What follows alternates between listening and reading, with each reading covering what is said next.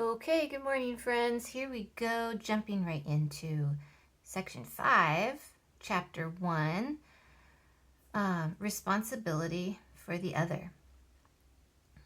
But how, at the still temporal breaking point where being comes to pass, would being and time fall into ruins so as to disengage subjectivity from its essence? Do not the falling into ruins and the disengagement last? Do they not occur in being? The otherwise than being cannot be situated in any eternal order extracted from time that would somehow command the temporal series. Kant has shown the impossibility of that in the antithesis of the fourth antinomy. It is then the temporalization of time, in the way it signifies being and nothingness, life and death, that must also signify the beyond being and not being. It must signify a difference with respect to the couple being and nothingness. Time is essence and monstration of essence. I love the word monstration. I just have to comment on it quickly. Demonstrate, monstration. I think of the monstrance in Catholic ritual, which is a gold-plated, elevated, what do you call it? Ritual object that the host is put in so that everybody can see it in the church. So the priest raises the monstrance above the crowd so that everybody can see it. It's like a literal demonstration of the transubstantiation of the body of Christ. Anyway, all this religious imagery always kind of diffused through or suffused through Levinas's work. So anyway, time is essence and monstration of essence. In the temporalization of time, the light comes about by the instant falling out of phase with itself, which is the temporal flow, the differing of the identical. The differing of the identical is also its manifestation. But time is also a recuperation of all divergencies through retention, memory, and history. In its temporalization, in which, thanks to retention, memory, and history, nothing is lost. Everything is presented or represented. Everything is consigned and lends itself to inscription, or is synthesized, or, as Heidegger would say, assembled, in which everything is crystallized or sclericized into substance, in the recuperating temporalization, without time lost, without time to lose, and where the being of substance comes to pass, there must be signaled a lapse of time that does not return, a diachrony refractory to all synchronization, a transcending diachrony. Whew. Okay, I have to pause here because he introduces Kant and the fourth antinomy. What is the fourth antinomy? It's about being and the necessity of being. It's one of those contradictions that demonstrate how reason is not to be applied to transcendence. So, to try to keep it short here, I think that what Levinas is doing is he's kind of building an analogy between what Kant is saying about being and the necessity of being and what Levinas is saying about transcendence and time through diachrony. I think for Levinas, what he's saying is that transcendence is built into time in diachrony.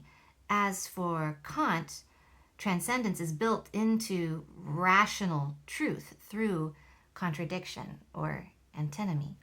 That deserves, a whole lecture of its own. But for now, we'll just sort of earmark that I think Levinas is building an analogy here between what Kant is saying regarding reason and transcendence and what he's saying about time and diachrony and transcendence. Okay, moving on. The meaning of this signaling will have to be clarified. Can it preserve a relationship across the break of the diachrony, without, however, restoring to representation this deep formerly as a past that had flowed on, without signifying a modification of the present, and thus a commencement, a principle that would be thematizable, and therefore would be the origin of every historical or recallable past? Can it, on the contrary, remain foreign to every present, every representation, and thus signify a past more ancient than every representable origin, a pre-original or anarchical past, P-A-S-S-E-T, past, E-D, sorry, P-A-S-S-E-D, past. The signaling of this pre-original past, P-A-S-T, in the present would not again be an ontological relation. Yeah. The foreignness of a past that nonetheless impacts the present. That's what I'm taking from this. But if time is to show an ambiguity of being and the otherwise than being, its temporalization is to be conceived not as essence, but as saying. Time is saying. Essence fills the said, or the epos of the saying, but the saying, in its power of equivocation, that is, in the enigma whose secret it keeps, escapes the epos of essence that includes it and signifies beyond in a signification that hesitates between this beyond and the return to the epos of essence. Hesitation, syncopation, diachrony. This equivocation or enigma is an inalienable power in saying and a modality of transcendence. Subjectivity is a node and a denouement of essence and essence's other. I know of denouement from my theater studies. Denouement is the conclusion, like the final wrapping up of a story. But how is the saying in its primordial enigma said?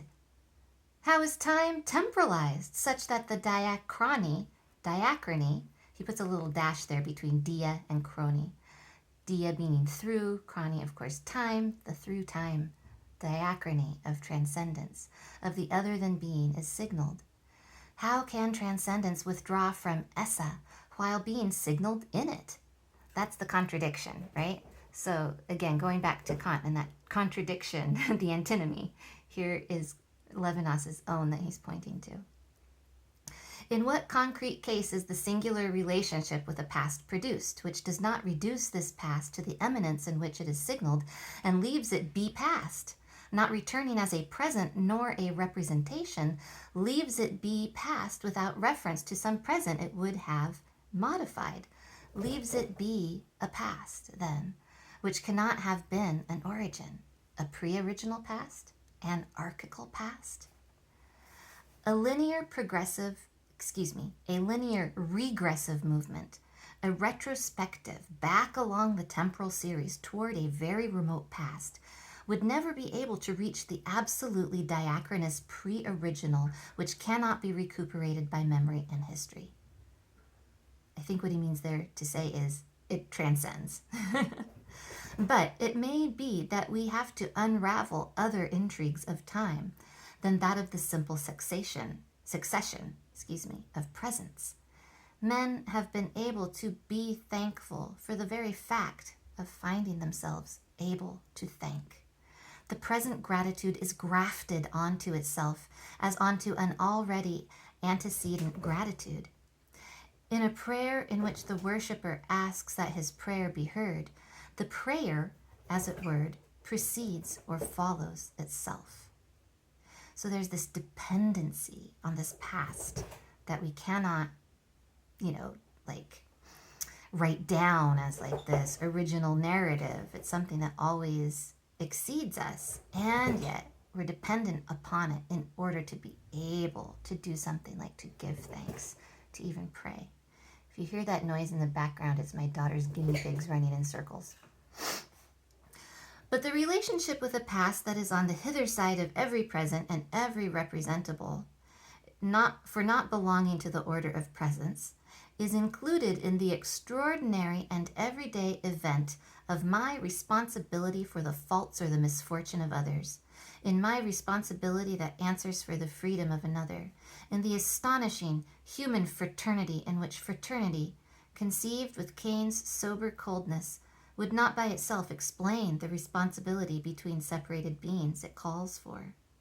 The freedom of another could never begin in my freedom, that is, abide in the same present, to be contemporary, be representable to me.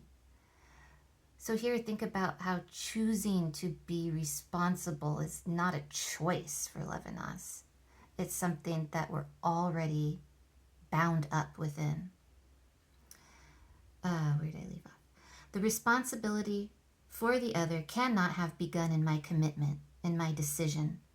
The unlimited responsibility in which I find myself comes from the hither side of my freedom, from a prior to every memory, an ulterior to every accomplishment, from the non-present par excellence, the non-original, the anarchical prior to or beyond essence.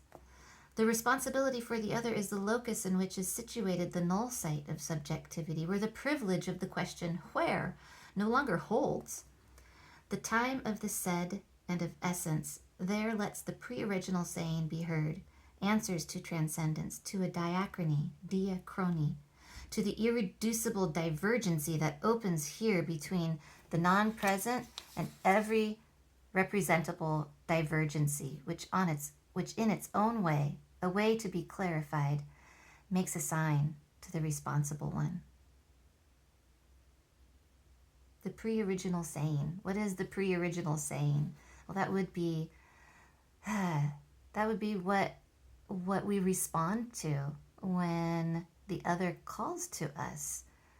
Not even out of their own, like original decision to ask for help, but the other's hunger, the other's need, which is my need, which is my hunger.